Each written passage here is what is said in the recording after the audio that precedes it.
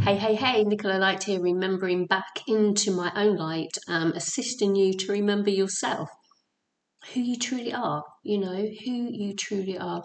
It's been an amazing journey so far in my life, and I hope it is already turning out to be within your life quite eye-opening.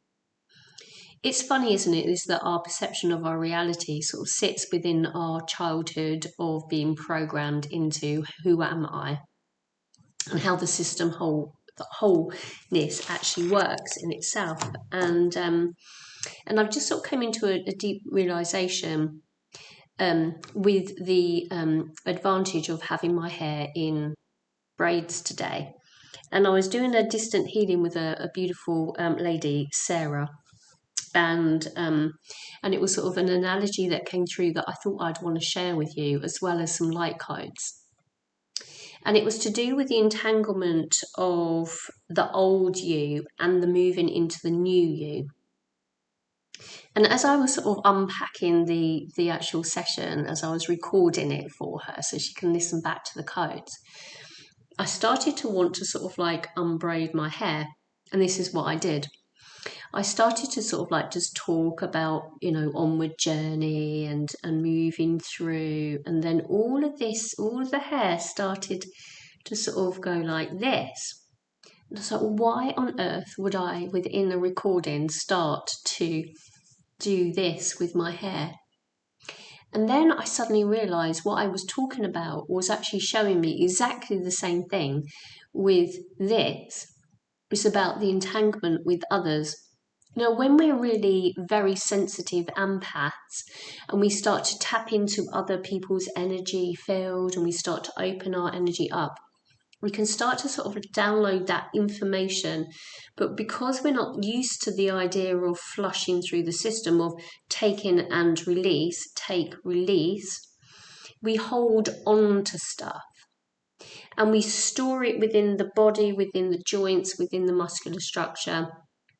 And all of the DNA structure of the physical body is stored within the body itself. So we've got like the emotions that are held within the joints, etc. And the entanglement with karmic looping systems, with souls that we are learning our lessons through, which is that incarnational loop, sort of taking our free will, whether we want to come back or not. It's like, oh, you've got to learn your lessons, and pin your pot back again. Do we really, truly, as souls, want to keep going through the same incarnational loop, or do we want to evolve? This is the ascension, isn't it? We're rising through the trauma of old. And as we do, we need to let go. And when we let go, that binds us with others, we enable ourselves to free up all of the different people in our lives, and we start to untangle ourselves. And yes, you may say, yes, it gives a structure within the plaid, within the connection, absolutely. But do we want to really firmly take that grip on those individuals within our lives that we find ourselves tethered to into an incarnational loop? And this comes into sort of relationships and letting them go. And, sort of enable yourself to be free yourself up. Let it all materialize. And sometimes there'll be little kinks within the hair, within the relationship as a result of the letting go. And that's where things then start to become, a little bit more fluid and a little bit more flow. So I want to bring some codes in to sort of support that, and then see if we get anything else from my higher self as a result of that beautiful analogy that sort of came through very naturally, which was wonderful. And it's really interesting, actually. I invite you also, is that when things are happening that you're thinking, why am I doing that? See the beauty in it. See what you are trying to show yourself, rather than just unplaiting your hair and thinking, I don't know why I did that for. See the analogies. The universe speaks in analogies, okay? Let me just bring some codes in and sort of support this sense of freeing up with binding yourself Kion o da siut mo kratan es kion o krabakian to o lakiata. Mo kram bo krata grisia ni kretu mo krabakian to krata shanik wani bishamakiata. Thank you. Everything starts at the very beginning, and it's a very good place to start.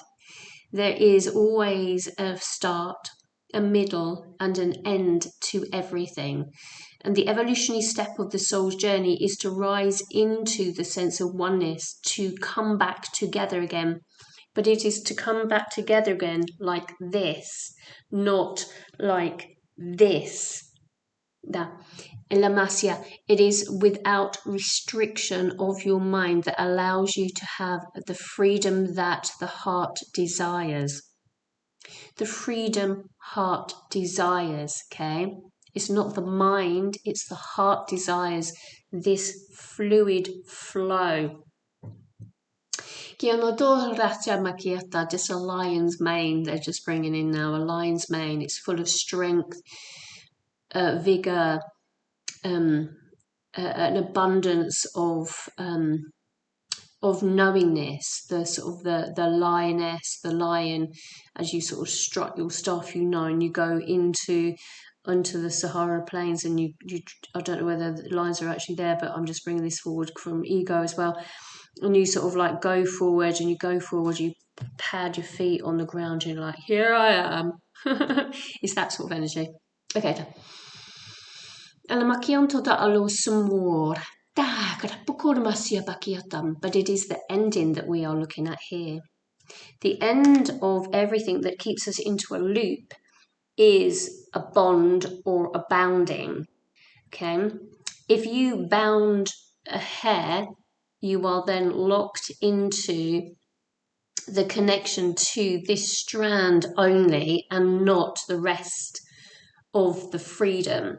So when we bind ourselves and entwine ourselves into commitments and contracts, then we're binding ourselves to an experience. And that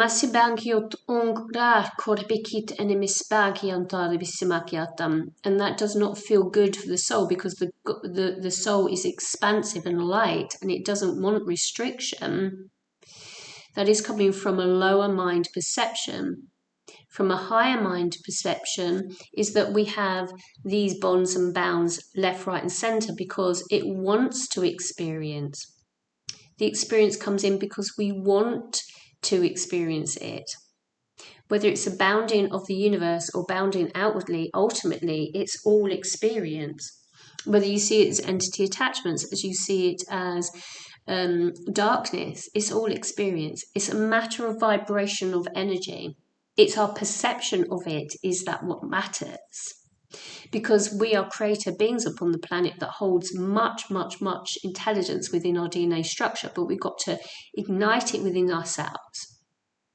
And that sense of remembrance of that enables the soul to soar. Because when you come back together again, you can then be in flow state and choose to bind yourself, not bind for binding's sake. It is a choice point of free will from a human perspective, and not because of anything that binds us back into the incarnational loop. I hope this makes sense, okay? With the codes that I'm bringing forward, they will have a soul remembrance within them, so the remembrance codes. Okay, so listen to the codes as well. It's not me just mumbling on with this funny language. It enables the soul to start to subconsciously bring it forward into conscious. So those codes will remember. You'll start to ping, like, hang on a minute. That's interesting. I don't know that. Okay, you remember. Okay, and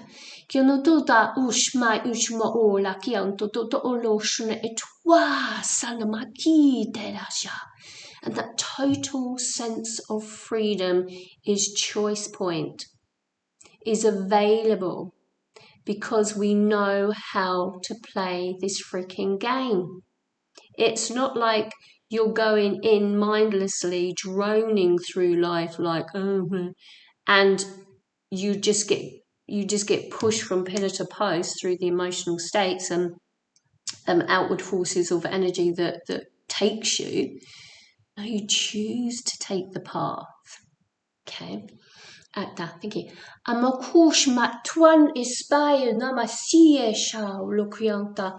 And you see yourself as the biggest light as you can, and you draw in all of those beautiful elements of yourself into the embodied state. And there is where the human rises. Because you remember in your ego mind that ego upgrades only. You're already it. You're already it. But this unit, this body unit, holds the data that binds you through ancestral lines. So we must take off and see the binds and the entangled state with others to enable us still to be with them, but be free from the bondage. Okay. Makrampa krito maskiata to grasu bento korondal a makrata iskiant uhratish a magran akran eshan it bakrata grata gratara emotion mitun isma a magrumbo grata riskiesh and etwanese bakieterish.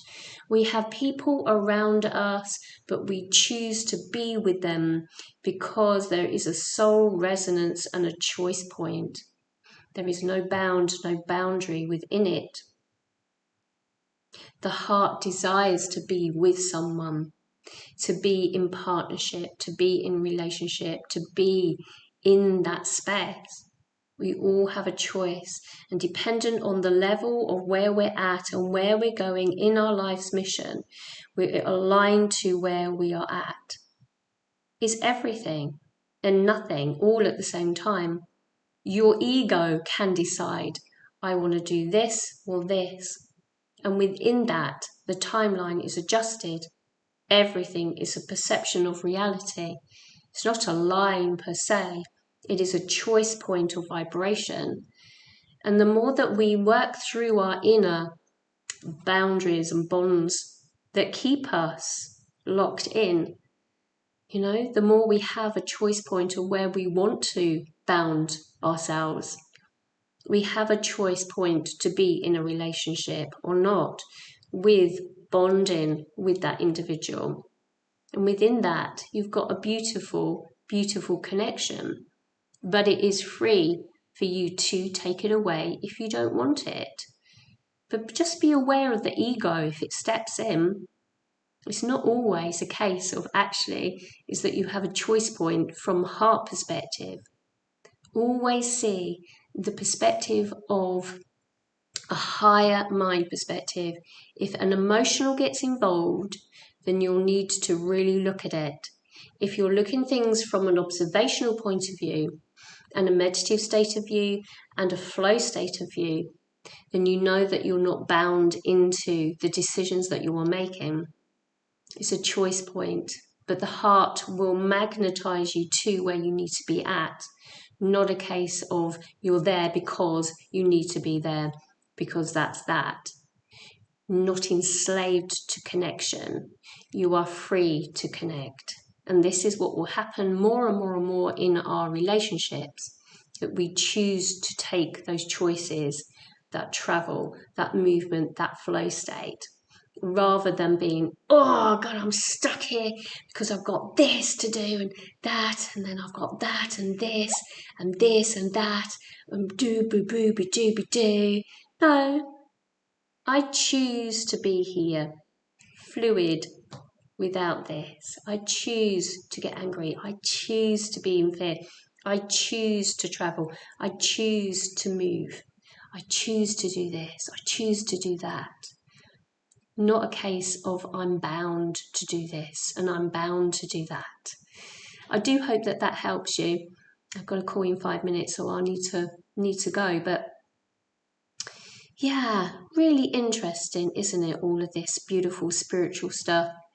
And the thing is, I listened to a little short with Matt Kahn, who's amazing, love his work.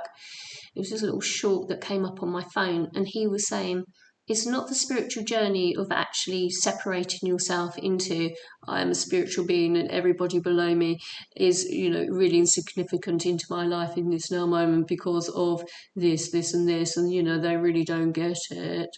It's a case of, I observe people around me that are children, in that they do not know who they are, and I have compassion in my heart for their choices that they make.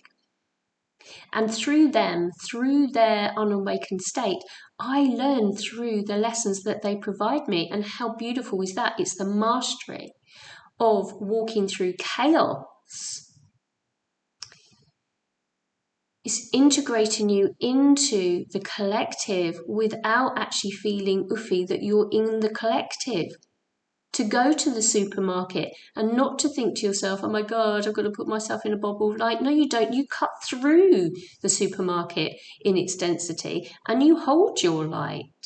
You are a beacon of light. You are a light worker. You are a lighthouse in the density that you seed your light out to others. You don't suppress yourself and keep yourself small.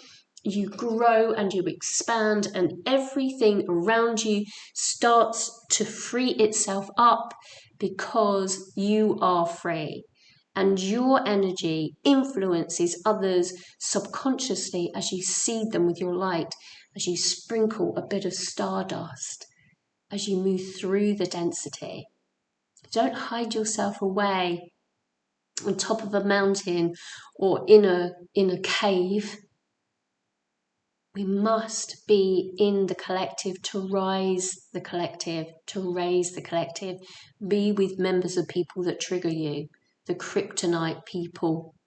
And I've got a few of those. And they are beautiful because through them I see my darkness and my shadow. And it gives me a sense of practice and availability. So I grow through them with their unawareness, shall we say. Not to belittle or create hierarchy, right? You got this, everyone. Know this. Time is now to untether yourself, see your bondage, make your choices, and evolve through the journey of it. Thanks so much for joining me. Check in all of the links below.